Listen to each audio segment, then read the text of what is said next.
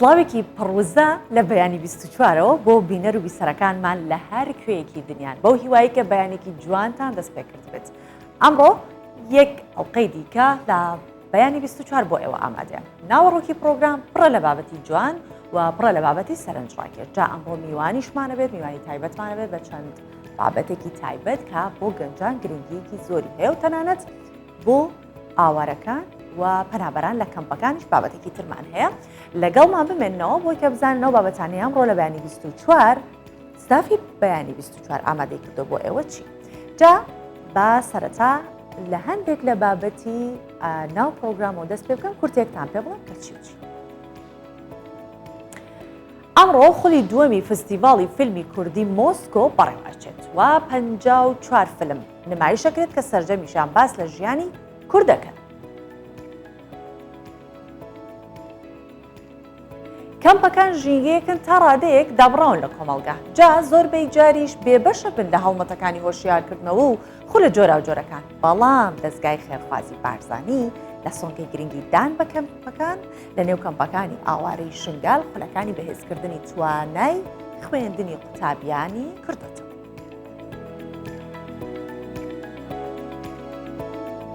ئەمە بابەتێکی زۆر گرنگە بۆ کورد چووکە لە ئیستانبول پەرتووکی میرنامەی هەکاریەکان کە 3800 ساڵ لەمەوبەر لەلایەن تەمەرخانی یازجی بە زمانی فارسی نووسراوە باسی دەوڵەتە کوردەکانە کات ئێستا بە زمانی کوردی بڵاو کراوەتەوە و بەردەستە.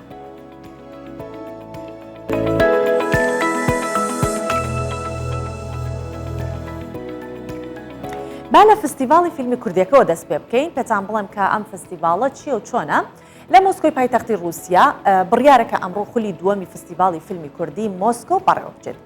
گولیزار گەردەنزەری بەڕێوەبەری فستیڤاڵەکە ئاڵێت کە ئەم ساڵ 54 فیلم نمایشەکرێت کە سەرجەمیشیان باس لە ژیانی گەلی کوردەکە. 54 فیلم کەتە پرۆگرامە فستیڤالەمە جوان 30 فیلم کەتە کۆمپیتیشنێ و 5 فیلم فیکشن فیلم 5 فیلم belge film و ده kurta belge film و ده kurta fiction film. ما في سالة كراس بانوراما سيكشن هيا وان 12 فيلم چينه كتا برنامج كومبيتيشن كتا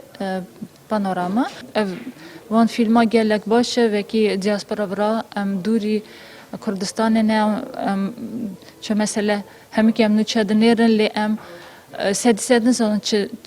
راش کرده و دری چیه و وان فیلم در هنرش چهار پرچه کردستانه اونا نشان دکن راش کرده هر پرچه کی چه کرد جیانا وانا. هەموو فیستیڤاڵەکان خزمەت بە فیلم دەکەن چونکە بانگەشە بۆ تەماشاکردنی فیلم دەکات لە سینەما. من وای دەبینم کە سینەمای کوردی وەک سینەمای وڵاتانی تر بەرەو پێش دەچێت. هیوادارم لە سەرتەوەری بەرهەمهێنانی فیلمی ڕژد و مانادار لانەدەن. نابێت فیلمی کوردی بە ڕێگەی فیلمی تورکیدا بچێت چونکە فیلمە تورکیەکان بێناوە ڕۆکن و بۆ کات بەسەربردنی گەوجانن. جا سەبابینە سەر باسی لەولا فستیڤاڵی فیلمی کوردیە بوو لە باشووریش فستیڤاڵی یاخود پێشەنگای نێودوڵەتی تەکنۆلۆژی هایتێکس هەیە ئەگەر ئاگادارن ئێوە ڕۆژانە ئەبینن کە ئێمە ستودیۆی کراوەمان هەیە لە ئەو هۆڵەی کە نمایشە پێشەنگاکەی تایە بەڕێوە ئەچێت و هاوکارانمان لەوێ بە بەردەوام لەگەڵتان بەڵام ئەمانەوێت زیاتر جەختی بخەینە سەر ئەم بەیانی زیاتر باسیشی لێوە ئەکەین کە هایتێکس لە هەولێر ئەم پێشەنگایە کراوەتەوە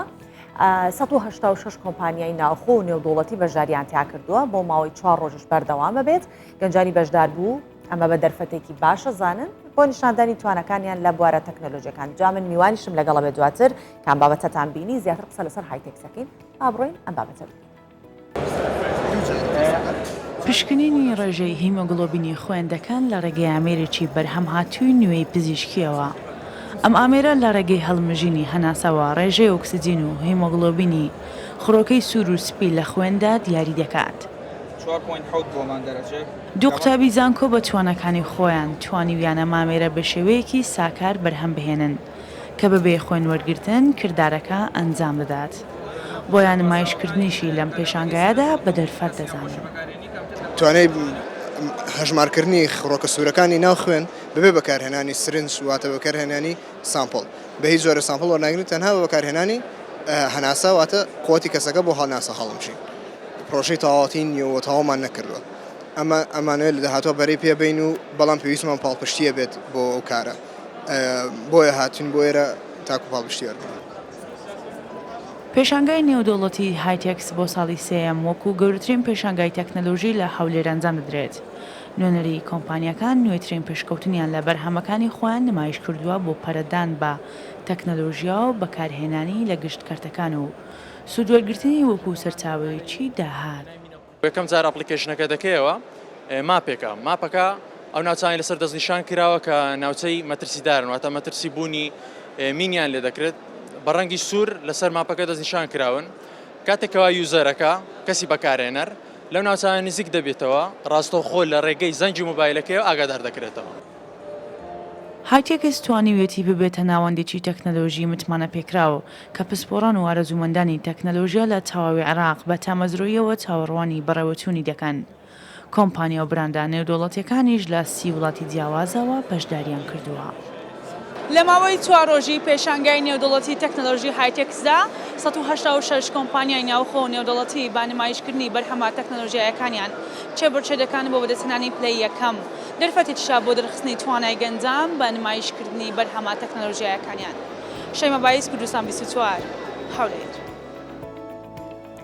بەڵە دروستە کە گەنجەکان بەهرەکانیان لە ڕێگەی پێشنگای هایتێکسەوە نمایشەکان ئێمەش دەمانەوێت هەر گەنجێک کە خۆیان کاری ڕێخستنی ئەم پێشنگایان کردووە میوانمان بێت لەگەڵ ئەوە گفتوگۆ بکەین و بزانین ئەو کار و چالاکیانە چین کە لە هایتێکسا ئەنجامەندرێت. مینا ئەیات ئەم بەیانە میوانی ئێمەیە بەخێر هاتی مینا خواخواشێتی زوو خێرا تەواو بێت لەبێکە چاوپێکوتنەکەی لەگەڵ ئێمە کۆتایی پێبێت و بڕاتەوە بۆ هەڵی پێشنگاکە. سپاس دەکەین ئەندامی تیمی ڕێخستنی هایتێکس. مینا بەخێر هاتی. زۆر سپاس، مەمنون، بەیانیتانیش باش. بەیانی تۆ باشتر. ئێمەش هەڵی ئەوەین بە چڕوپڕی پرسیارەکان لە تۆ بکەین وەڵامی چڕوپڕیشمان پێبێ دواتر خات لەگەڵ هیواداری. سپاس دەکەم. مینە با پێش هەموو شتێک بزانین هایتێکس بە چمە بەستێک ڕێکخراو کە ئەمە سێهەمین ساڵە جیاوازی لەگەڵ ساڵەکانی پێشووتر چییە؟ هایتێکس بەخۆی پێشانگایەکی تەکنەلۆژیە، پێشانگایەکی نێودەوڵەتی تەکنەلۆژیە کە جاری یەکەمە، یعنی پێشانگایەکی ئاوا لە کورسان بکرێتەوە کە تایبەت بێت بە پێشانگایەکی تەکنەلۆژی، تایبەت بێت بە هەموو کۆمپانیاکانیانەوە، هەموو پەیوەندیان هەبێت بە تەکنەلۆژیاوە. ئەوە ساڵی سێمە دەکرێتن. ئەم ساڵ جیاوازیەکەی ئەوەیە زیاتر شەریکات بەشداریان کردووە لە هایتێکس، شەریکاتی لە چاوپار چەندێک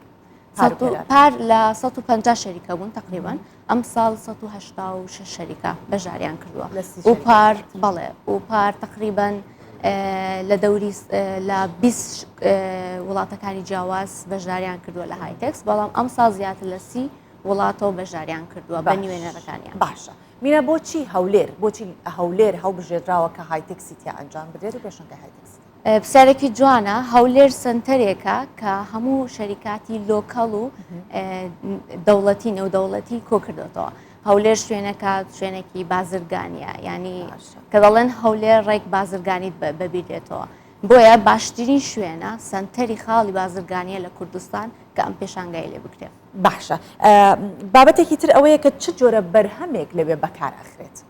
بەخۆی تەکنۆلۆژی شتێکە کە هەموو ڕۆژە ئەپدەیت دەکرێتەوە، هەموو ڕۆژێ بەرهەمی نوێیان دەبێتن، چونکە شتێکە بەدەقە شتانی نوێ دەخرێتە دنیایەوە. لە هایتێکسا ئێمە ئیش لەسەر تەکنۆلۆژیای بلۆکچین دەکەین، تەکنۆلۆژیای دەستکردی ئاسایی دەکەین و ئێمە هەوڵمانداوە لە هایتێکس شەریکات هەن کە پرۆدەکتەکانی خۆیان لەنج دەکەن، بۆ نمونە مۆبایلە، ئینفینکسە، هواویە، ئۆنەرە، ئەمانە پرۆداکتی نوێیان هەیە کە ڕۆژانە شتی نوێ دێتە بازاری تەکنۆلۆژیا و ئەوەش دەرفەتێکە کە ئەم شەریکاتانە پرۆدەکتی خۆیان لە پێشانگای نێودەوڵەتی هایتێکس لانچ بکەن. باشە بۆی کە هەر کەسێک بتوانێت لەسەر پێی خۆی بۆستێت ئەبێ کەسێک پاڵپشتی بە ڕەنگە پێویست بە کەسیش ناکاتان دەجار، بەڵام لە کارێکی گەورەی بەم شێوەیە کە 3 ساڵیش ئەنجام بەرەبەر ئەبینین زۆر زیاتریش بەشدارە بنتیایە ئەبێ هەماهەنگیەکە بێ لەلایەنەوە. چ لایەنێک هەماهەنگی هایتێکسەکات بۆ ئەی کەوکو یارمەتیدەر یارمەتیتان باتی بە خۆشحالیەوە بە هەماهەنگی حکوومەتەوە حکوومەت زۆر پاڵپشتی ئێمەی کرد بۆ ئەوەی ئێمە بە باشترین شێوە ئەم پێشانگایەت دابنین بە تایبەتی دەستگای میدیا و زانیاری دەستگای تەکنۆلۆژیا و زانیاری و هەروەها بە خۆشحالیەوە پارتنەری ڕئیسیمان دەستگای ڕوانگە بۆچی زۆر پاڵشمان بوون ڕوانگە بەوە ناسراوە کە زۆر ئەکتیڤن دائیمەن پرۆژەی نوێیان هەیە دائیمەن ئایدیای نوێیان هەیە بۆیە بە خۆشحالیەوە بۆ ئێمە سەربەرزیە پارتنەر ئێمە ڕوانگە بیتن باشە باسی ئەجندای پێشنگاکەمان بۆکەیت ئەجندای پێشانگاکە ئێمە لە 4 ڕۆژی پێشانگاکەدا 8 پەنەڵمان هەیە لە کۆنفرانسەکەدا هەر پەنەڵێک تایبەت کراوە بێ تۆپیکێک بە بابەتێک لەسەر تەکنۆلۆژیاوە و بە خۆشحالیەوە پەنەلیستەکانمان سپیکەرەکان ئەوانەی کە بەشداریان کردووە لە کۆنفرانسەکە نیوەیان لە دەرەوەی وڵات هاتوون وەکو ئەم ینی لە پاش زۆر باشتر بووە جیاوازێکی ترا کە ئەمساڵ پانێڵتان هەیە ساڵانی پێشتر پانێڵتان نەبوو پاش ساڵانی پێشترش پانێڵ هەبوون بەڵام ئەمساڵ پەنەلیستەکانمان بە تایبەت لە دەرەوەی وڵات لە ئەوروپاوە هاتوون بۆ کوردستان تەنیا بۆ ئەم 4 ڕۆژە باشە ئەو پانێڵانەی کە ڕێک ئەخرێت زیاتر گفتوگۆ لەبارەی چیەوەکەن سەبارەت بۆ بەرهەمانەی کە هاتوون گفتوگۆکەن یاخود ناو زانیاری نوێیان پێ لە دەرەوە زانیاریان هێناوە زانیاری نوێیان هەیە دێنە کوردستانەوە چکە ئێوە بەخۆی هەدەفی هایتێکس ئەوەیە لینکێک بێتن لە بینی شەریکاتی لۆکال و دەرەوە یعنی شتێکی ئینتەرناشنال دروست بکاتن لە هەولێر لە کوردستان ئەم پەڵستانە زانیاری خۆیان لە وڵاتەکانی خۆیان دێنە ئێرە بەش دەکەن لەگەڵ ئێمە هەر بابەتێک لەم پەنەڵانە پەیوەندی بە بەشێکی تەکنۆلۆژیاوە هەیە باشە تا چەندێک گرنگە پێشنگای لەم شێوەک و هایتێکس بۆ گەنجانی بەهرەمەند هەبێت ئەگەر گەنجانێکیش هەبن کە بەهرەمەند نەبن بەڵام بیرۆکەیان هەبێت ناقسبێتە بواری جێبەجێکردنەوە چۆنتان لە ڕێی هایتێکسەوە سوود وەرگرت بەخۆی ئەوە یەکێک لە هەدەفە گرنگەکانمانە چکە خۆمان هەموو ڕێکخەرەکانی هایتێکس هەمویان گەنجن کۆمەڵە گەنجێکن ئەم هایتێکسە بەڕێوە دەبن بۆیە زۆر گرنگیمان بە گەنج داوە گەنجەکان کۆمەڵە پرۆژەیەکەن کە تەقدیمیان کردووە بە ناوی ئینڤستمای ئایدیا ئەم ساڵ بە ناوی ئینڤستمای ئایدیایە کە دەتوان لەوێن دەرداهێنارەکانی خۆیان پرۆدەکتەکانی خۆیان پرۆژێکتی خۆیان بەش بکەن و ئێمەش بە هەموو شێوەیەک هەوڵەدەن یارمەتیان بدەین و بەشی ئەەکەن و خەڵک و کۆمپانیەکانی تریش ئەتوانن یارمەتیان بداشە چه ئاسانکاریە کراوە لە پێشنگاکە بۆ ئیکە گەنجێکی زۆر بێت سەردان بکات و هەم بەرهەمەکان ببینێ هەم چۆنەڵێت بیرۆکە بێنێتە ئاراوە یاخود هزری بجۆڵێنرێت بۆی کە ساڵێکی دیکە بەشداری بکات خۆی ئەم ساڵ تقریبان هەتاوەکو ئێستا 26,000 کەس لە زیاتر لە 26,000 کەس بەشداریان کردوە هاتنەوە تا هایتێکس وەکو سەردان کرد هەرچەنە ئەم ژمارەیە لە چاو پارەوە کەمترە چونکە ئێمە هەوڵماندا ئەم ساڵ هەندێک فلتەری بکەین هەندێک شتەکان بە باشی بڵات وەکو چین فلتەرەکان وەکو ئەوەی کە زۆر قەڵەباڵغی دروست نەبێت چونکە پار زۆر قەڵەباڵغ بوو بە خۆشحاڵیەوە خەڵکێکی زۆر سەردانی ئێمەی کرد چیتان کرد ئەم ساڵ کە بۆی کە ئەو قەرەباڵغیە ڕوو ئەم ساڵ زیاتر هەوڵماندا بکەینە B2B بزنس ئەو کەسانی کە بەڕاستی لە بۆ بزنس دادێن و پەشێکیش لە بۆ ئەو کەسانی کە گەنجەکان دێن هەروەکە حکوومەتیش بەشدارە لەگەڵمان لە هایتێکسا هەلیکاریان خستووە لە بۆ گەنجەکان و شەریکاتەکان زۆر ئۆفەریان هەیە لە بۆ گەنجەکان گەنجەکان وەردەگرن چەندێک هەلیکار بۆ نمونە ئەڵێ بۆ نمونە 100 هەلیکار 200 هەلیکار هیچ ژمارەیەکدان ڕاوە هەر شەریکێک بە ژمارەیەکە بۆیش ئەم ژمارە هەتاوەکو ئێستا دیاری نییە چکە تا ئەو 4 ڕۆژە تەواو بێ اینجا داتاکان بە تەواوی دەبێت دەستمان دەکەوێت باشە کەواتە ئێستا هایتێکس تەنیا ئەوە نییە کە بەهرەی گەنجان بخاتە ڕوو جگە لەوەش هەلیکاریشیان بۆ ئەڕەخسێنێت بەڵێ بێگومان باشە لە بەشدار بۆکان ئەمێ بزانم ڕێژەی کچان و کوڕان چۆنە ڕێژەکە لە کوڕان زیاترە لە کچان کەمترای لە کچان زیاترە لە کوڕان کەمترە چۆنە ئێمە هەوڵمانداوە بە هەموو شێوەیەک ئەم باڵانسە ڕابگرین لە بینی ئافرەتان و پیاوان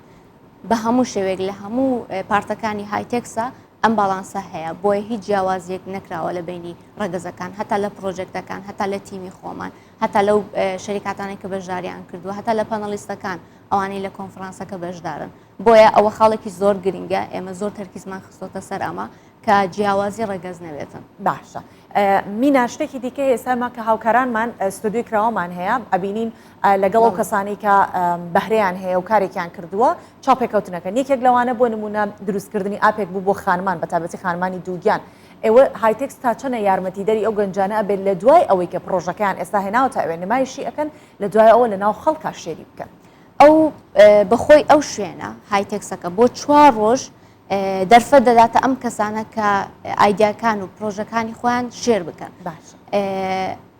زۆربەی خەڵک لەم چەند ڕۆژەدا ئەم پرۆژانە دەبینن، زۆربەی شەریکاتەکان دەبینن ئەو کەسانی ئەو میوانانەی کە سەردانمان دەکەن وەکو هایتێکس لە نزیکەوە ئەو دەرفەتان لۆ دروست دەبیتن کە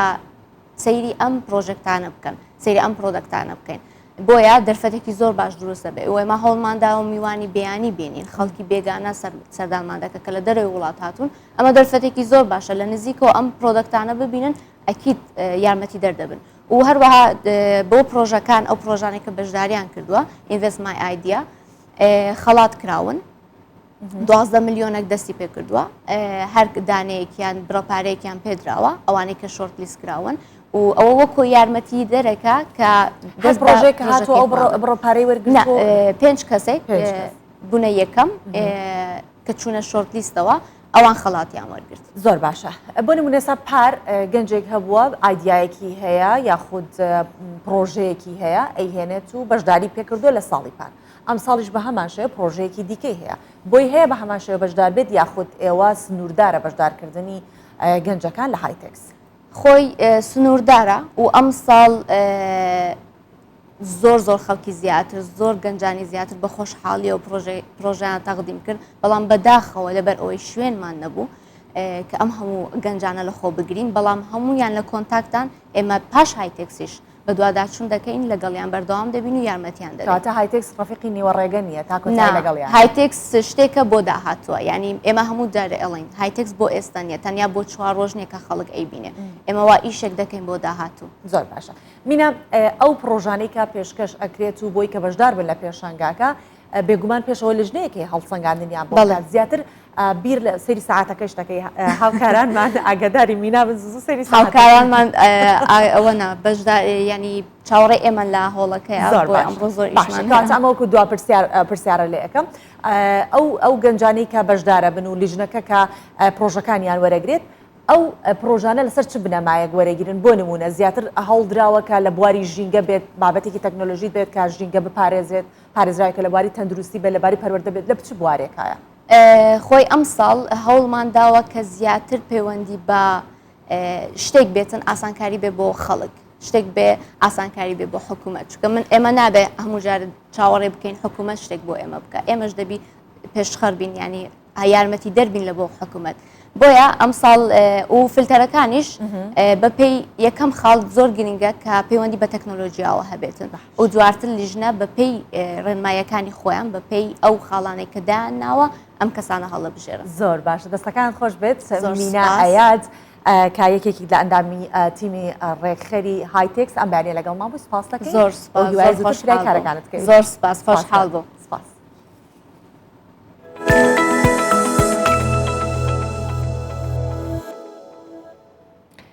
لە وەقفی ئیسماعیل بەشکچی لە ئیستانبول گفتوگۆیەک لەبارەی پەرتووکی میرنامەی هاکاریەکان کە لەمەوە پێش باسم کردم بۆ کورد زۆر گرنگە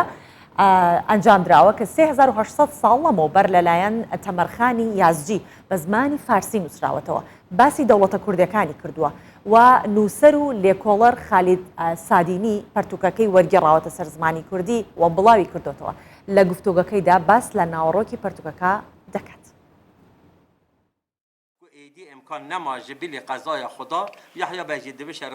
نویسکار و لێکولینەر خالد سادنی پرتوکە بناوێ میرنامەیە هەکاریان کو 308 ساڵ بەرێ جالیە تەمەرخانی یازجیڤاتیە نویسین ji zimanê Farsî wergeranda Kurdî. Di pirtûkê de di gel danasîna çand û kelepora beg û mîrên Kurdan bi berfirehî behsa gelek bûyerên di dîrokê de jî tê kirin. Yek ji wan jî awayê dewletbûna Kurdan e. Li gorî nivîskar û lêkolîner Xalid Sadenî çawa îro dewletên wek Moldovya, Slovenya, Makedonya û heta bi Hollandê hebin wê demê jî 5 mîratên Kurdan wek dewletê hebûne. û bi Osmanî û Sefeviyan re jî li ser wê esasê yanî rêgezên dewletê danostandin pêkanîne. Ev temerxanê yazıcı yani temerxanê nivîskar veya temerxanê muharrir behsa malbata mîrên hekariyat ketin ne behsa xanedanekî basî diketin. Behsa mala xanedana dewletekî diketin. Vexta ku em bêjin Osmanlı padişahî Osmaniye yek dewlet bû, Kurda 5 dewlet hebû. ئەوە هەکاری دەولەتێک بوو جززیری دەولەتێک بوو بدلیسێ دەولەتێک بوو باسیدێ دەولەتێک بوو سۆڵان دەولەتێک بوو نویسکارên Kurd li ser pirtûka 380 salî mîrnameyê hekariyan dibêjin ev pirtûk peywendiya dewletên Kurdan yên wê demê û peywendiya mîrên hekariyan ya bi farûs û welatên din re tevlî hûrgiliyên ku raberî xwendevanan dike hêjayê xwendinê ye. Rastî ew gelek girînge ku piştî ew qas salan peyda kiriye mamoste Xalid ew peyda kiriye û bo me derê xistiye ji Farsî wergêraya şixwe wî jî amaje pêda ku piştî şeref nameya Şerefxanê Bitlisî ew mîrnameya hem weke edebî hem weke dîrokî jî gelek girînge gelek behsa wê serdema xwe dike. Nivîskar û lêkolîner Xalid Saadinî neh salan kar dike li ser vê pirtûkê û ji Farsî werdgerîne Kurdî cilda duyem jî di çapê de ye û cilda sêyem jî di nêzik de wek tehqîqata pirtûkê û dîroka di navê de wê bêçapkirin. Helbestvan û rewşenbîr jî didin zanîn ku her pirtûkeke ku tê çapkirin bandoreke zêde li ser civaka Kurd ya bin dest dike. Ji loma jî divê bêhtirîn lêkolîn bênekirin li ser dîroka Kurdan. Azad Altun, Kurdistan 24, İstanbul. لە سەرەتای پرۆگرامەوە باسیەوەمان کرد دوتمانکە ئەمڕۆ بۆ خەڵکی ئاوارەکان و پەنابەرەکان ئێمە بابەتێکیشمان هەیە سەبارەت بەوە قساکەین و گفتوگۆکەین تا چەندە ببینین لە کوردستان گرنگیان پێ ئەدرێت باسی کەمپەکانەکەین کە ژینگەیەکن تا ڕادەیەک دابڕاون لە کۆمەڵگا و زۆربەی جار بێبەشە بن لە هەڵمەتەکانی هۆشیارکردنەوە و خولە جۆرا و جۆرەکان بەگشتی کە لە ناو شارە ئەنجامەدرێت بەڵام دەستگای خێرخوازی بارزانی لە سۆنگەی گرنگیدان بە کەمپەکانەوە لە نێو کەمپەکانی ئاوارەکانی شنگال خولەکانی بەهێزکردنی توانەکانی خوێندنی قوتابیانی کردوتەوە ئێستا قوتابیەکی زۆر لە کەمپەکان بەشدارن بە تایبەتی لە کەمپی خانکێ کە لەم خولانە سوود وەرەگرن جا ئێمە میوانی تایبەتیشمان ئەبێت زیاتر پرسیارەکەین بزانین چەند قوتابی سوودمەندن ئەو خولانە چین ئەکرێنەوە و ئێوە لەگەڵمان بن بۆ ئەوی کە بینەری ئەم بەشش ئايات یەک ژێ ئاوارێن شنگالیە لێ خانکێ بەرف سەنتەری تایبەت یە بەهێزکردن ئاشیانێن قوتابیان و دچێت داکو بەشداری خۆلەکە فێرکردنێ ببە دەوێ کەرەوانی دە ڕۆژانە بتری 20 قوتابیان بەشداری خۆلێن جودا جودا دەبن هەرو ساز ji bilîvan nêzîkî 45 قوتابیên din jî خۆڵان dibin بديتنا هر قطابيش بولا ازدي شويه بولا دوانزدي محتاجي خولا بو بهسكرنا استواني زانستي يجبركو بولا دوانزدي قناقه حساسه ومستقبلي قطابيه بديتنا هاتان هم ما فاجي باش في خولي ديتيا بديتنا من خولا قال قد مهم من اش صفا دوازديره چونكي هر يكشما يعني دستيكا خواندني دمي دست خواندني كد هاتاني تقريبا شي هذه كمش هيفيك هيا طبعا هريكش ما تتا يعني مدرسة هي غير ما خون هنا هريك ما باشروش ما فيت عم بكينا وخونا ما فيت بديتنا من خولة شاشة دوازير يعني قال جد مهمن دەستگای خێرخوازیە بارزانی کۆرێڤەبەریا کەمپین هەرێما کوردستانی دەگات ڕابوویە بێڤەکە ناوان خۆلێن بەهێزکردنێ بۆ قوتابیên دەرچوێن یانزدە ئامادەی بەرف قۆناغا دوانزدە چوین. مەرەم فکر ناوی سنتەری ئەوە کو گرنگیدانە تاخی گەنجان بێتەدان تایبەتی قوتابیان پێشکردنە شیانێتوان وەکوون بینن کۆف قوتابێت مەهانێ وەرگرتین ئەڤێن پۆلا یازدە بچنە پۆلا دوازدە بەهێزێکی بدەینەوان پۆلا دوازدە کو پۆلەکە دوماهەیکە جیانەوان تەقدیرە مەسیرێوان دەتەکردن ژمارە قوتابیên پۆلا یازدە لەسەر پەروەردا شنگال یەن دەرچوین ji herdû beşan zanistî û wêjeyî 1387 قوتابî bûn. Bi tirîya wan niha dixwazin beşdarî xolê bihêzkirinê bibin ku nav kampa heta ku bikarbin sala bêt bi sanahî û bi nimirên bilind ji qonaxa dowazdê derbas bibin. Meher Şingalî Kurdistan 24 Kempa Xankê ئەم بەیانیە ستاف ئاسۆ کە بەرپرسی ئۆفیسی هەولێری دەستگای خێرخوازی بارزانیە میوانمانە بێت بووی کە وەڵاممان بداتەوە لەسەر ئەوەی کە دۆخی ئاوارەکان لەو ڕۆوە لە ڕووی ئەوەی کە تا چەندە قوتابیان و خوێندکاران گرنگیان پێ ئەدرێت وەکو خەڵکێکی خۆجێیی کە لە ناو کوردستانە هەن ئەوانی شەتوانن سوودمەند بن لە خولەکان ئەم بەیانیە لەگەڵمانە بە خێرهاتی ستافان هیوادارم کە باش بیت تەندروست بیت لە باش ستافخان با لەوە دەست پێ بکەین کە ئێوە وەکو دەستگای خێرخوازی بارزانی تا چەندە گرنگی بەوە ئەدەن جگە لە یارمەتیە مرۆییەکان کە لە خۆراک و پێداویستە سەرەتایەکان دەست پێ ئەکات بۆ ئەو بابەتانی کە بابەتی هۆشیارکردنەوەن و چۆنەڵێ بەردەوامیدان بە خەڵکی ئاوارەکان و پەنابەران بۆی کە لە جیهانی ئەمڕۆ دانەبڕێن لەم پێشکەوتنەی کە هەیە دانەبڕێن. بەڵێ طبیعی کە مرۆڤ ئاوارە دەبێت یاخود دەبێتە پەنابەر لە وڵاتێکی تر ئەمە بە چەند هۆکارێک دەبێت یاوەتە هۆکارەکان سروشتی بۆ نمونەم بوومە لەرزەیەکە یاخود لافاوەکان هەر کارە ساتێکی سروشتە یاخود هۆکارەکان دەستکردن جاوکە هۆکارە دەستکردەکان کە لە ڕێگەی مرۆڤەوە دەبێت بۆ نمونە شەڕێکە یان هەندێک ناوچکۆچی سیاسی یان هەر هۆکاری شتێکەوە دەکات دە خەڵکە پەنابەر بێت یا ئاوارە بێت وا دەکات باری دەرونی زۆر ناتەواو بێت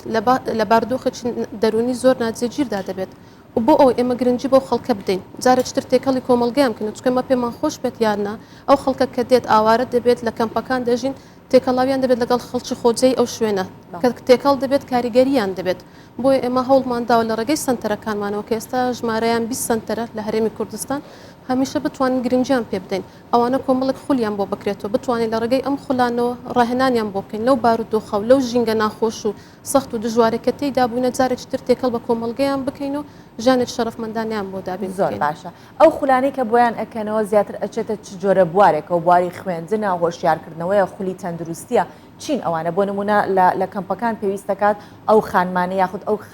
کچانەی کە هەرزەکارن پێویست دەکات لە پشکنینی خۆیی خۆیان بزانن سەبارەت بە ئەم شێرپەنجەی مەمک و هەر شێرپەنجەیەکی دیکەیە کە بە تایبەتی شێرپەنجەی مەمک تا چەند دەتوانن لەو ڕۆژەوە هۆشیاریان بکەنەوە. بەڵێ طبیعی سێکتەرەکانی کارکردنی دەستگای خێرخوازی بارزانی 11 سێکتەرە ئێمە لەو سێکتەرانە بە بەردەوامی پرۆژەمان هەن لەو پرۆژانش بە شێوەی بەرچاو سنتەرەکانمان تێدا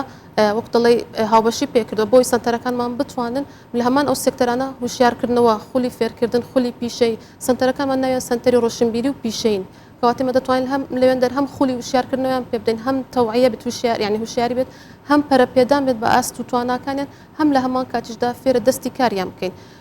لەو شوێنانێکەمە سنتەرمان هەن بە هاوبەشی لەگەڵ لایەنەکان زۆر جارمە ئیشمان هەبووە لەگەڵ وەزارەت تەندروستی حکوومەتی هەرێمی کوردستان لەگەڵ ڕێکخراوە تەندروستیەکان لەگەڵ زانکۆی هەولێری پزیشکی پرۆژەمان هەبوونە توانیتمان مامۆستایانی زانکۆ کە لە بوارە پزیشکیەکەی خۆیان بێن بتوانن لە سنتەرەکانماندا ئەو خولانە بڵێنەوە نەتەنها بۆوان بەڵکو بۆ کارمەندانی دەستگاژەمە ئەو خولانەمان هەبووە بە بەردەوامی خولەکانمان ئەوە نیە بڵێن لە کاتی هاوین بێتنەوە کە پشووی فەرمێن ئەمە جگە لە منداڵان گرنگی بە هەرزەکاران دەدەین گرنگی بەلاوان دەین هەموو تەمەنەکان دەتوان سوودمان بن لە دەین لەسەر ئەوش دواتر بۆی کە بزانین خولەکان چەندێک ئەخانێت و وەکو هایسکوڵ لە کاتی خوێند لە دوای خوێندنیش ئەتوانەوە بەکار بەڵام باسی خولە پیشەیەکانت کرد دەستگای خێرخوازی بارزانی فێری ئەویانەکە کە ماسییان پێ بدات یا فێریوانکە کە ماسی بگرن بەڵێ ئەوە یەک لە وتانەیە کەمە لە ژیانی ڕۆژانانە لە کاری ڕۆژانەوەدا زۆر پشتی پێدەبەستین هەمیشە هەوڵمانداوە وەکو ئاماژمان پێدا ماوەی ڕابردوش برادەرامان هاوکاران لە دەستگا میوانی بەرنامەکانی کوردستان 24 بوون ئاماژەمان بۆدا کە فەندەکان یاخود هاوکاریەکانی ئاژانسەکان وێن بە شێوکی زۆر بەرچاوکەمی کرد و بە شێوکیان هەر نەماون بڵێ واتە هاوکارەکان بۆ هەتا بەردەوام نابن ئێمە زۆوە لە بیدایەت و بیرمان لەوە کردو ئێمە چۆن بتوانین هاوکاری ئەو خەڵکە بین لە جیاتەوە ئێمە ماسییان پێ بدەین فێریان بکەین ماسی بخۆیان بگرن بۆیە ئەو خولانێکەمە پێیان دەدەین بە شێکی زۆریان پیشەین بتوانن خۆیان فێرە کارەکانی دەستی بکەن بۆ نمونە نەجاریە بۆ نمونە کاری کارەباییاتە بۆ نمونە خولەکانی کۆمپیوتەرە بۆ دوورمانە بۆ ئافرەتان خولەکانی کاری دەستی چنین و ڕستن و ئەو بابەتانەیە کۆمەڵی خول هەنە بە بەردەوامی لە سنتەرەکانمان هەن و بە بەردەوامی مەپاڵپشتی چەندی ڕێکخراوی بچووک دەکەین کە بێن بتوانن لە سنتەرەکانی ئێمە ئەو خولانە بڵێنەوە هاوکاریانین و دواتریش بە پێدانی بڕوانامە جارێکتر سوودمەند دەبنەوە لە لای زۆر باشە کاتێککە بڕوانامە وەرەگرن و یاخود ئەو خولانیان بۆ ئەەکەنەوە لە لایەکی دیکەوە ئەمێ بزانن دەستگای خێرخوازی بارزانانی تاکووە دەستیان ئەگرێ بۆ ماسیگرتن فێریانەکە تا ئەو دەمەی کە بە بازارکردنیشیان بۆ کات بۆ نمونە پێشنگایەکیان بۆ بکاتەوە لە پێشنگاکە خەڵکێک بێن بەرهەمەکانی دەستی ئەوان بکردنەوە یا چۆنە هەر لە ناو خۆیان ئەیفرۆشن یان لە ڕێی سوشیال میدیا و چۆنە ئێمە لە کەمپەکان لە بەشی چەند جۆب سنتەرمان هەیە واتە ئەو شوێنێکەوان بتوانن کار بۆ خۆیان بدۆزنەوە ڕێکخراوەکان دێن ئەو هەلیکارانەی کە هەیتیان لەوێ عرضی دەکەن ئەوانە دەتوان لێ هەموو سیڤەکان بە تەبیعی لێوێ کۆ دەکرێتەوە بۆی بتوانن جارێکی تر لە هەلی کارەکانی ڕێکخراو و کۆمپانیەکان سوودمەند بن جگە لەوەی خۆمان بە بەردەوامی هەلی کارمان هەیە لە پرۆژەکانمان دواترین پێشانگا کە بۆیانمان کردو لە ڕۆژی جیهانی پەنابەران بۆ لە کەمپی دارەشەکان کە هەر چوار کەمپمان بێ کۆلێن دەرچالاچەکەمان بۆ کردنەوە بتوانن نمونونەکانی خۆیان کارە دەستیەکانیان لێ عرض بکەن و بتوانن سوودمەند بن لەو پرۆژانی کە دەستگای خێرخوازی بازانیوان ئەنجام بدات. خات ئوستاف باسی خولەکانتان کرد کە بەردەوامی هەیە تەنیا ماوەیەکی کورت نییە مێ بزانم ماوەی خولەکان چۆنە وەرزیە یاخود خولێکی ساڵانەیە خولێکی چۆن ئەمانە خولەکانمان بە بەردەوام هەن بۆ نمونە بۆ منداڵان ئەو کاتێکە لە قوتابخانن هەوڵمانداوە خولەکان بستنە دوای دەوامی قوتابخانە بەڵام بۆ ئافرەتان دەکرێت بەیانیان ئەمە خولەکانمان هەبێت بۆی بە بەردەوامی لە سێکتەرەکانی پەروەەردە تەندروستی پاراستن وشیارکردنەوە ئەمە خولەکانمان هەن و بە درێژایی ساڵش خولەکان بەردەوامن باشە باکەمێکیش باس لە ناو ژینگەی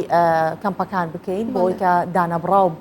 نەبن یاخود داڕاو نەبن لە خەڵکی دیکە چۆن ژینگەیەکیان بۆ ئەڕەخسێنن لەو خولانە وەکو ئەو سنتەران بێگومان دەستگای خێرخوازی بانزانی بەس گرنگی بە ئاوارە و پەنابەرەکان نادات هەرە ناو شاریشا سنتەریان هەیە بۆ خولەکانەوە ئەمانەی کە سنتەرەکان کە لە ناو شارەکانە لەگەڵ ئەوانەی کە لە ناو کەمپەکانە هەن وەکو یەکتریوان واتە یەک ژینگەتان بۆیان ڕەخساندووە ژینگەی کەمپ لەگەڵ دەروی کەم فەرقە بەڵێ بەڵام ئەو خولانی کەمە لە ناو سنتەرەکانیشمان دەکەن لە ناو شار و لە دەرەوەی کەمپەکان هەمان ئەو خولانن کە لە ناو کەمپەکانیش دەیانکەین بۆ نمونە کەمە سنتەرێکمان هەیە لە شیلاتزێ یاخود سنتەرێکترمان هەیە لە بلێ بە هەمان شێواز بە هەمان ئەو احتیمامی کە بە سنتەرەکانی ناو کەمپەکان دێن احتیمام باوانیشە دێن پرۆژەکانمان یعنی ئەو پرۆژانی کە جبێت دەکرێن هەموو یەک پاکێجە بە یەک پرۆگرامی تایبەت لە دەستگای خێرخوازی بارزانانی جێبەجێ دەکرێت و دابەشی سەر هەر هەموو سنتەرەکان دەکرێت زۆر باشە دەستگای خێرخوازی بارزانانی تا چەنە هەوڵ ئەیات ئەو کەسانی کە بەشدارە بن لە خولەکان دیسانەوە خولێکی تیئۆتیان بۆ کاتە هەر خودی خەڵکی کەمپەکە بن کە دواتر خول و ڕاهێنان ببنەوە ڕاهێنەر بەڵێ لە بوارەش گرنگیمان پێدان کارمەندانی خۆمان بەشداری چەند خولێکی وایان کردووە بۆی جارێکتر بتوانن لە کەمپەکان خولی تیۆتی بۆ کارمەندان بڵێنەوە هەروها بۆ دانیشتوانی کەمپیش بڵێنەوە چەند پرۆژەیەکی وامان هەبووە باش پێشوازیکردنی خەڵکی کەمپەکان لەم خولانەچن چونکە بۆ نمونە ئەمە کورد نییە ئاوارە بوونی نەبینی بێت و جا بە تایبەتێگەر لە ناو وڵاتی خۆش تابیت و لێرەش هەردیستانەوە ئاوارە بیت لە ڕووی دەرونیەوە ڕەنگە ئامادە نەبی بۆ زۆر شت چونکە ئێمە کە ئاوارە بووین خوڵقی هیچ نییە بەس خواخواتەکە پارچێک نان هەبێت مناڵەکانی پێبژێنی ژیانێکی تەندروست دەبێت لە ڕووی سەلامەتیەوە بیر لەوە ناکەنەوە کە خولی تر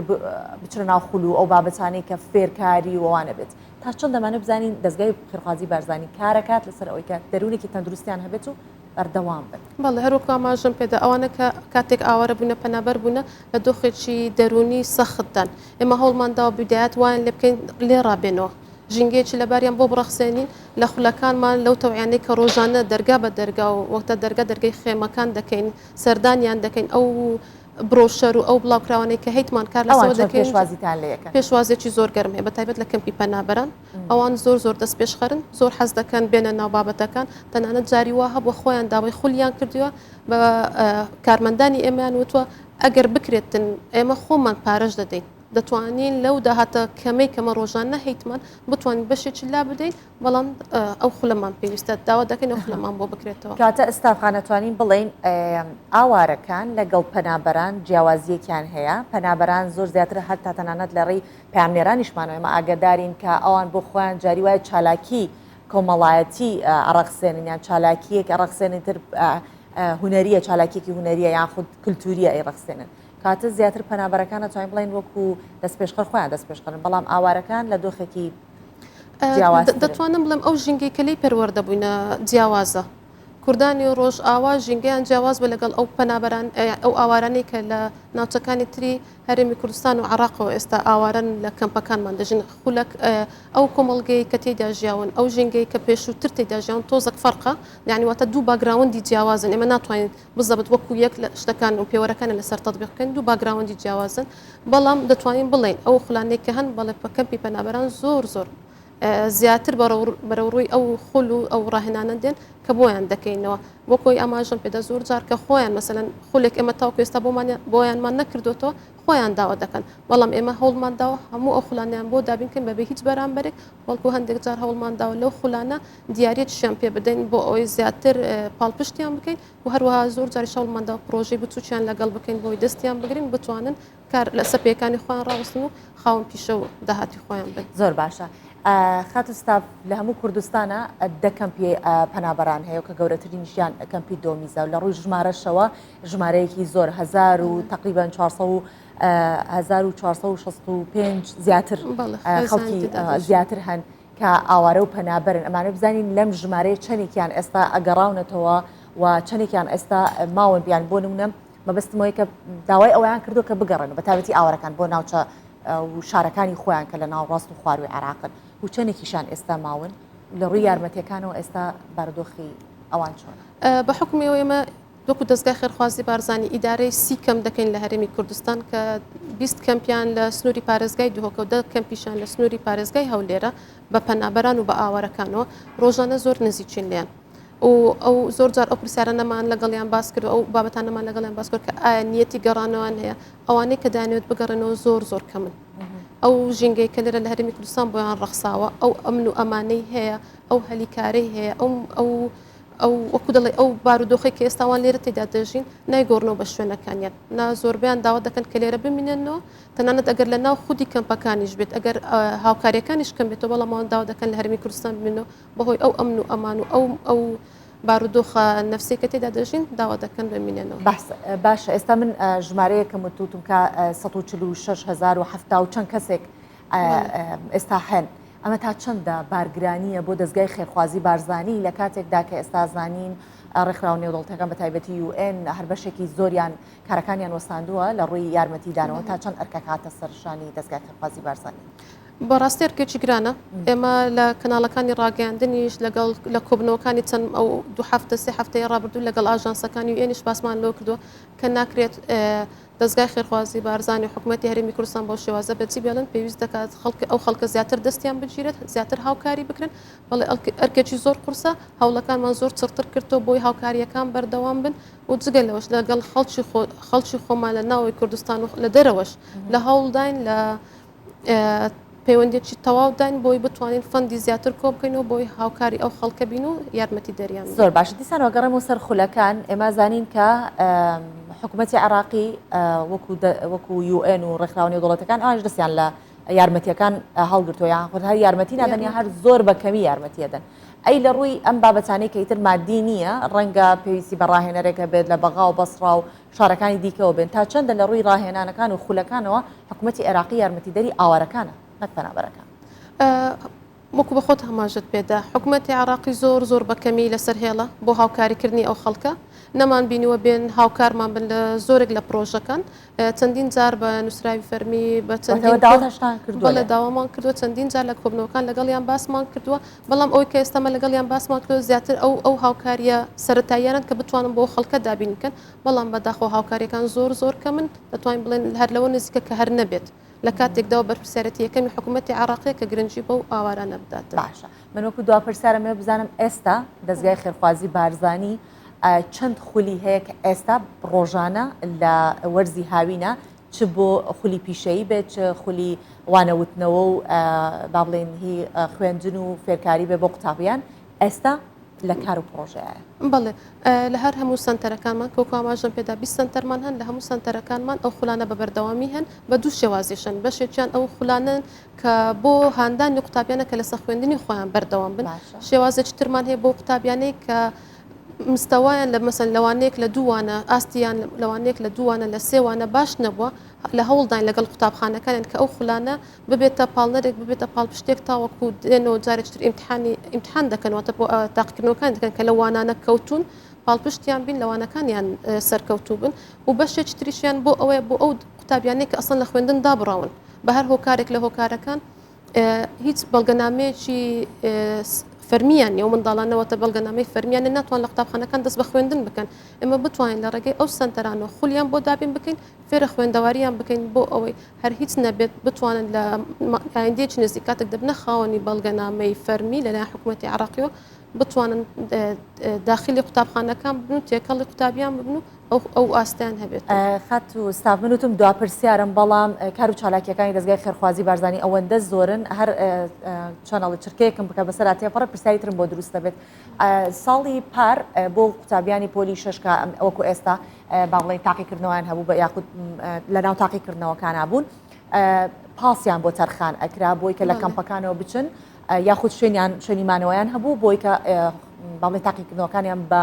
مشکێکی ئاسوودەوە ئەنجام بدەن لە ڕووی دەروونێکی ئارامەوە ئەم ساڵ هیچ کارێکی لەبارەی کراوە بەڵێ بە هەمان شێوەی پار ئەم ساڵ قوتابیانمان لە هەموو ئاستەکانی خوێندن لە کەمپەکانی دیبەگە لە کەمپەکانی سنووری حەسەن شام و خازر و ئەو ناوچانە بەردەوامی پاسیان هەبوو بە هاوکاری لەگەڵ ڕێکخراوەکانی تر پاسمان بۆیان داکرۆ قوتابیانە دەگوازرانەوە بۆ قوتابخانەکان ئێستاش کە قوتابیانی پۆلی دوانزە دەستیان بە تاقیکردنەوەکان کرد بە هەمان شێواز پاسمان بۆ دابینکردن قوتابیان دەگوازینەوە بۆ قوتابخانەکانیان بۆی دەروونێکی ئارام و داخلی ئەو تاقیکردنەوە نەبن ئینشاڵە دەرەجەیەکی باش بەدەست من سپاسی ستاف ئاسۆ بەرپرسی ئۆفیسی هەولێری دەستگای خێرخوازی بارزانانیە کە من بیانیە لەگەڵ ئێمە بۆ هیوایەکە هەمیشە بەردەوام من لە کار و چالاکیەکان زۆر سپاس دەستان خوش بێت.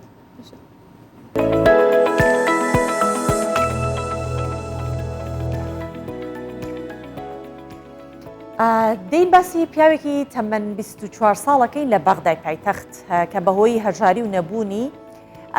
گڕ لە خۆی و دوان لە مناڵەکانی بەرەدات و دەیان سووتێنە پاش سێ کاتژمێرمانەوە لە نەخۆشخانە گیان لەدەسەدا کە سوکاری ئەو قوربانیانە ئەڵێن کا کوڕەکەیان زۆر نەبوون بووە و جاری وا هەبووە کە نەیتوانی ژەمە خواردنێک بۆ مناڵەکانی دابین بکات بۆیە بڕیاری داوە کۆتایی بە ژیانی خۆی و مناڵەکانی بێت. پەنچەربوونی ئەم ماتۆرسکیلە چیرۆکێکی کارەساتباری بە دۆی خۆیدا هێنا یاسری تەمەن 24 ساڵ کە خێزاندار و 4 مناڵی هەیە بە ماتۆرسکیلەکەی ڕۆژانە ئاسن و قوتوو لە نێو زبڵدانەکان کۆ دەکاتەوە و دەیفرۆشێتەوە هێندە بێپارە دەبێت ماوەی 3 ڕۆژ ناتوانێت پەنچەری ماتۆرسکیلەکەی چاک بکات و بچێتەوە سەرکار بۆیە بڕیار دەدات کۆتایی بە ژیانی خۆی و مناڵەکانی بهێنێت. سەتودەکەی پەنچەر بوو پارەی پێ نەبوو چاچی بکاتەوە ڕۆژانە دەگریا و زۆر بێتاقەت بوو منداڵەکانی هێنایان ناو خانۆکە و خۆیان سوستان سەیری خانۆکە بکە نە سەخفی پێوەیە نە لە بەخکراوە سەتودەکەشی بە قستی مانگانە هێناوە مانگی بە 25,000 دینار لە نیوەڕۆیەکی گەرمدا یا سەردەستی دوو لە کوڕەکانی دەگرێت کە تەمەنیان 4 ساڵ و 5 ساڵن دەیان باتانە ئەو خانووە تاو نەکراوەی کە بە قرس دروستی کردووە بەنزین بەسەر خۆی و هەردوو مناڵەکەی دەکات و گڕ لە خۆی و ئەوان بەردەدات پاش سێ کاتژمێر مانەوە لە نەخۆشخانە هەرسێکیان گیان لەدەستدەدەن. کاتمە ژوورۆ ئێرە هەمووی ئاگر بوو بردیانمە نەخۆشخانە دوانیان یەکسەر مردن تا ئەوانمان بەر بۆ گۆڕستان لە نەجەف هەواڵیان پێدای مناڵەکەی تریش جانی لەدەستداوە. خذيناه من نجف ذولاك ردينا هم خابرونا قال يا ابي الصغيرون توفى ذاك. چیرۆکەکە هێشتا کۆتایی نەهاتووە هاوسەرەکەی یاسر و دوو مناڵی دیکەی لە ژیان ماون و هیچ شوێنێکە نییە تیدا بژین بۆیە کە سوکارەکەی داوا لە حکوومەت دەکەن بەهانایانەوە بچن. هەژاری و نەداری هێندە بە قورسی بەرەوکی یاسری گرتبوو نەیتوانی ڕۆبەڕووی ببێتەوە وەیە بە ناچاری خۆی و دوان لە مناڵەکانی سووتاند. ئەم چیرۆکە تاڵە هەڵقوڵاوی ئەو دۆخە ناسۆرەیە کە بەشی هەرە زۆری خەڵکی عێراق ڕۆژانە بەدەست خراپی ژیانیانەوە دەناڵێنن. شڤان جەباری کوردستان 24 بەغدا. خاوەن پێدەویستێکی تایبەت لە گەرمیان دوای تەواوکردنی خوێندن هەموو خەون و ئاواتەکانی دامەزراندن بوو. جا لەم بابەتە باسی ئەو خاوەن پێداویستی تایبەتتان بۆ بکەم. دوای ئەوەی کە وەزارەتی کار و باری کۆمەڵایەتی داواکاریەکی ئەو ئەگەێنێتە سەرۆکی حکوومەت، سەرۆکی حکوومەتیش ڕاستەوخۆ فەرمانی دامەزراندنی ئەو خاوەن پێداویستە تایبەتە دەرەکات و خەونەکەی بەدیهێنێت.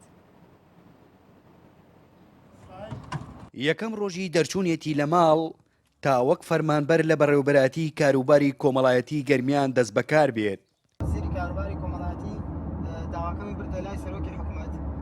سوپاس بۆ خوا سەرۆکی حکوومەتیش ڕەزامەتیدا بە دامەزراندن. حوسێن کەریم خاوەن پێداویستی تایبەتە. دوایەوەی سەرۆکی حکوومەتی هەرێمی کوردستان واژۆی لەسەر دامەزراندنی کرد لە بەڕێوەبەراتی کاروباری کۆمەڵایەتی گەرمیان وەک خۆی دەڵێت هەستێکی خۆشی هەیە کە خەونەکەی بەدی هات. خەونەوە بوو لە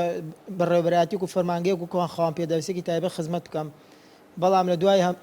هەوڵ و ماندووبوون و هەوراز و شێوەیەک و وجودێکی زۆر شکر بەخواوە لە ڕێگەی بە هەوڵی وەزیری کاروباری کۆمەڵایەتی داواکەم گەیاندرا جەنابی سەرۆکی حکوومەت. سوپاسی جەنابی سەرۆکی حکوومەت دەکەم بۆ ئیمزاکردنی داواکاریەکەم. هەستێکی خۆشە لە دوای ماندووبوون و هیلاکێکی زۆر گەشتینە ئاواتەکەی خۆمان و ئیشەڵا داوا لە سەلوێن کە بۆ هەموو کەمەدامێک کە توانای ئەویان هەیە لە بەڕێوەبەرایەتێک و فەرمانگەیەکە خزمەت بکەن. کاکە حوسێن زۆرم پێخۆش بوو، پیرۆزبایەتی یەکەم. زۆر سپاس بۆ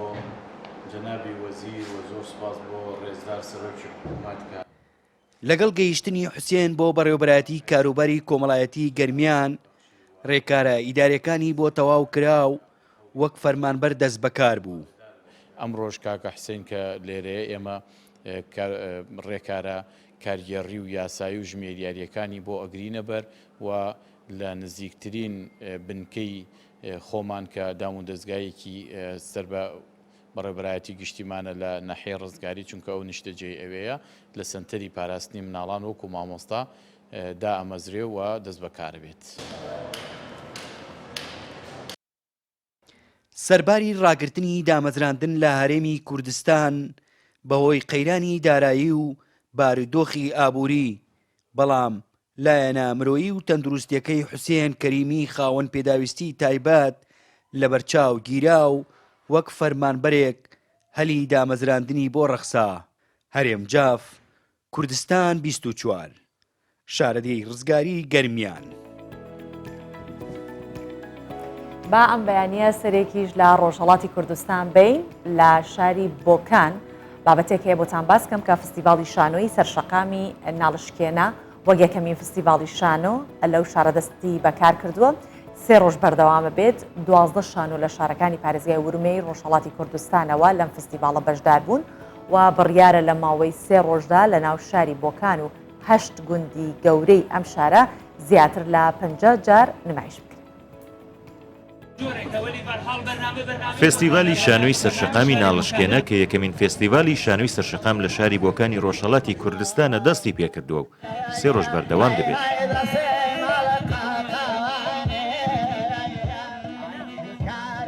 بڕیار بۆ ڕێوڕسمی دەستپێکردنی فێستیڤالەکە لە 50مین ساڵوەگەڕی کۆچی دوایی حەسەن زیرەک و لەسەر گڵکۆی ئەم هونەرمەندە بەڕێوە بچێ، بەڵام بە هۆکارێک کە ڕانەگەیەندراوە ڕێوڕسمەکە بۆ پارکی میلەتی بۆکان گوازرایەوە و لەلایەن خەڵکیشەوە پێشوازیەکی بەرچاوی لێکرا. هیوادارم ئەم بەرنامانە هەموو ساڵک دووپات بێتەوە. داوا لە خەڵکی خۆشەویستی بۆکان دەکەین زۆر بە شێوەیەکی ڕێک و پێک و گەرم و بۆ پێشوازی لەو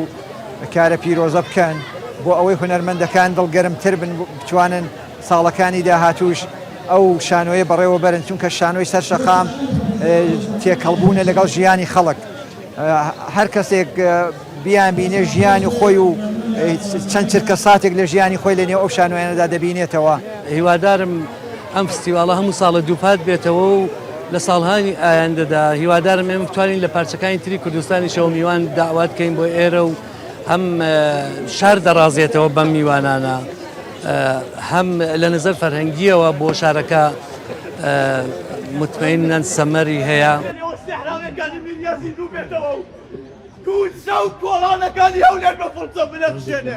29 بەرهەمی شانۆیی بۆ فێستیڤالەکە بەڕێکرابوون و دەستەی ئامادەکاری فێستیڤال 13 بەرهەمی بۆ نەمایشکران لە بەشی پێشبڕکێ هەڵبژاردووە کە 6یان هی هونەرمەندانی بۆکان و 7یان لە شارەکانی دیکەی پارێزگای ورمێەوە هاتوون. بڕیارە لە ماوەی 3 ڕۆژدا ئەم گروپانە لە چەند شوێنی ناوشاری بۆکان و 8 گوندی نزیک لە شار بەگشتی نزیک 50 جار نمایش بکرێن. و من نقش کولبەر رو داشتم با اینکه خودم ترک زبان هستم. من ڕۆڵی کۆلبەرم جێرا ئەگەرچی خۆم تورک زمانم ڕۆڵی ژنێکی کۆلبەرم جێرا کە مناڵەکە لە سەرما و برسێتیدا لە کوێستان مردووە. داوا دەکەم پشتیوانی لە کۆلبەرەکان بکەین و بەتایبەت ژنە کۆلبەرەکان کە بەڕاستی شێرە ژنن. زنم واقعا ازشون حمایت کنید. ئەم فستیڤالە لە ئاستی پارێزگای ورمێدا بەڕێوە دەچێت. ئامادەکارانی فستیڤالەکە دەڵێن لە پارێزگاکانی دیکەی ئێران و لە هەرێمی کوردستانیشەوە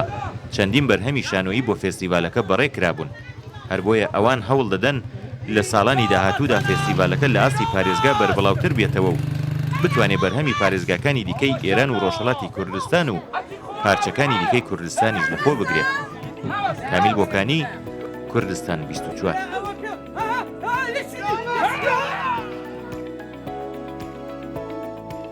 بەم شێوە هاتینا کۆتایی پرۆگرامی ئەم بەیانیەمان بۆ هیوایی کە پرۆگرام بەدڵی ئەوە ببێت تا بە یەگەشتنەوەیکی دیکە لە نێوان ئێمە و ئێوە بەخواتان ئەسپێن. ماڵتانەوە خواتان.